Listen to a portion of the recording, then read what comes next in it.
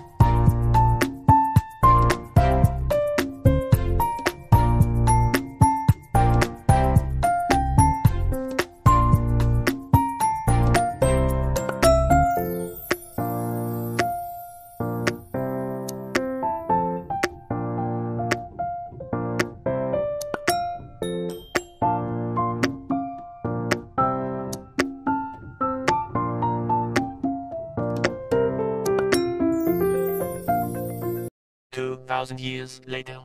Nandito na pala kami sa bahay mga mamshi at wala akong na-video doon kahit maiksi kasi pagdating namin kanina doon sa kwarto ni Bianan is maraming mga doktor at mga nurse.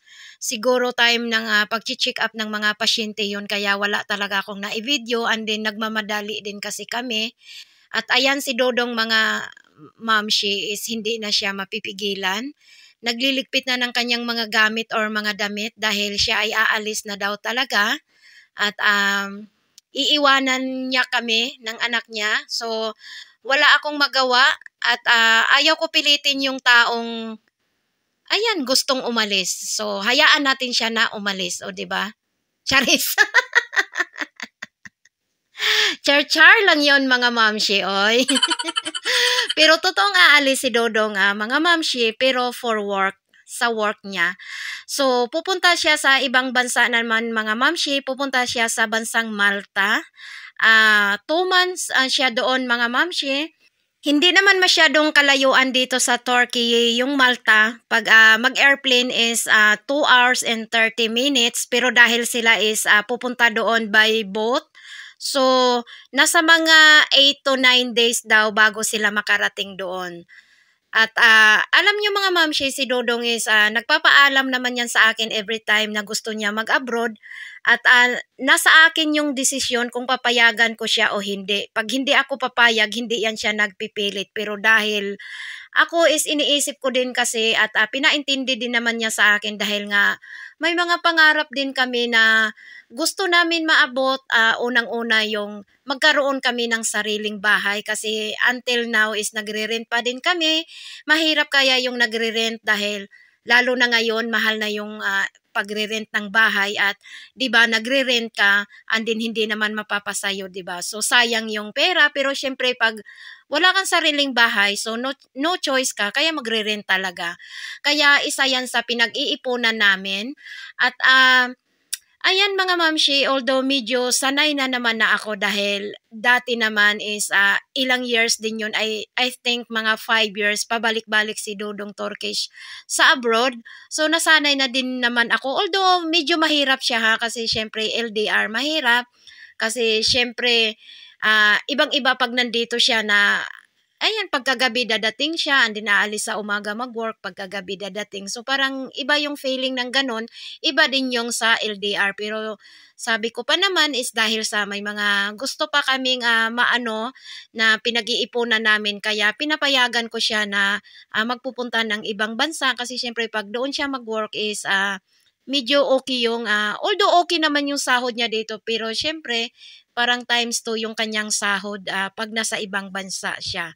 So tinitiis namin yung syempre yung lungkot, yung ano, pero ganun din kasi ang work niya kaya ayan, hinahayaan ko na lang din or pinapayagan ko siya. So, ayan, aalis na siya mga mamshi kasi yung boat is na nag-aantay na. So, kanina is, ayun, pumunta muna kami sa nanay niya. Bumisita muna kami. 4:30 PM na mga mamshi at kakatapos ko lang maglinis ng aming kwarto. Nag-vacuum ako, nagpalit ako ng sapin ng kama. At dahil nainip talaga ako mga mamshi nung kanina kasi 1:30 ang pasok ng anak ko. And then nung pagka-uwi ko is parang na-bored talaga ako, nalungkot ako. Kaya ang naisip ko kanina is yung kwarto namin medyo iniba ko konti yung ayos and then yung isang cabinet nilipat ko sa kabila para parang naano lang ako kasi syempre nalulungkot ako, kakaalis lang ni Dodong and then ayan, yun ang naisipan kong gawin. At mamaya magro-room tour tayo doon, Char. So medyo napagod ang inyong inday mga mamshi kaya ayan nagko-coffee lang muna ako. At while nagko-coffee is manood ako ng kung ano-ano dito sa YouTube para kahit paano maibsan yung aking kalungkutan, Charis. So, ayan mga mamshi, mag-muni-muni lang muna while nagko-coffee dito ang inyong inday.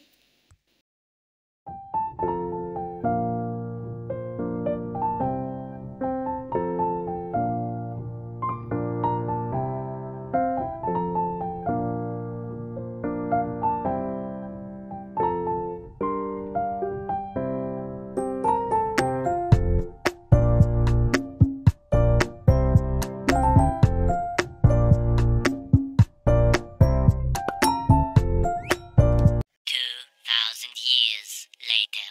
11 PM na mga mamshi at tulog na yung aking anak. Ako medyo inaantok na din pero wala pa akong ganang matulog. So mag-room tour tayo ngayon, Char.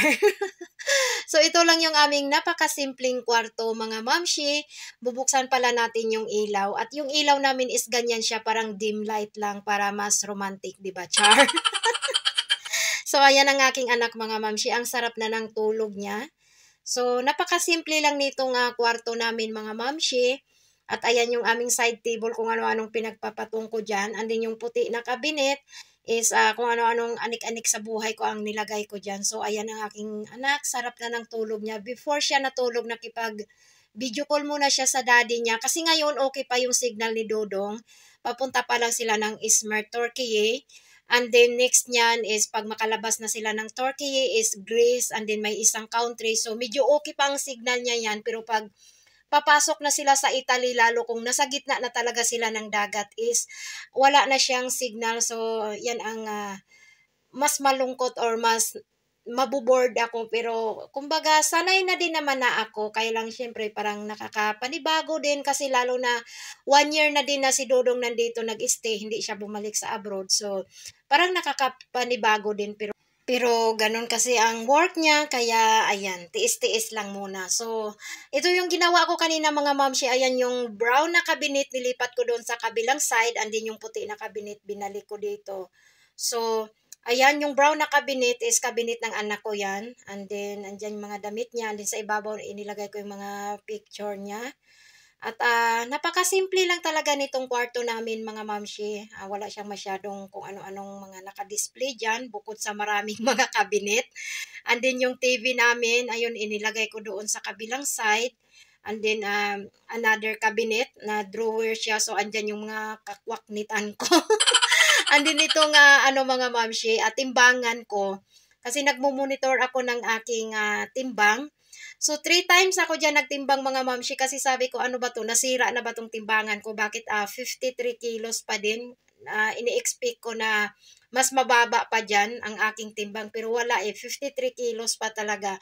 Although malaki na rin ang ipinayat ko compare talaga dati na napabayaan ako sa kusina. Kasi need ko din talaga mag-diet mga mamshi, sabi ng doktor. Dahil ang aking cholesterol is medyo mataas. Kaya ayan. And then yung puti na mahaba na yan is yan yung heater dito sa loob ng bahay. So nakabukas yan siya ngayon kasi malamig pa. And then ayan, napakasimple lang talaga nitong kwarto namin.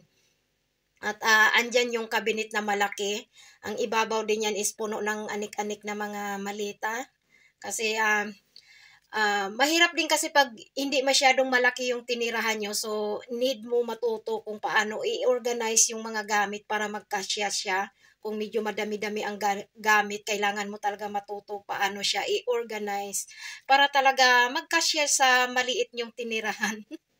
So, ayan mga momshi, ito lang yung ating vlog for today. So, hindi muna ako matutulog, mag-coffee muna ako. So, thank you for watching. Bye-bye. God bless everyone.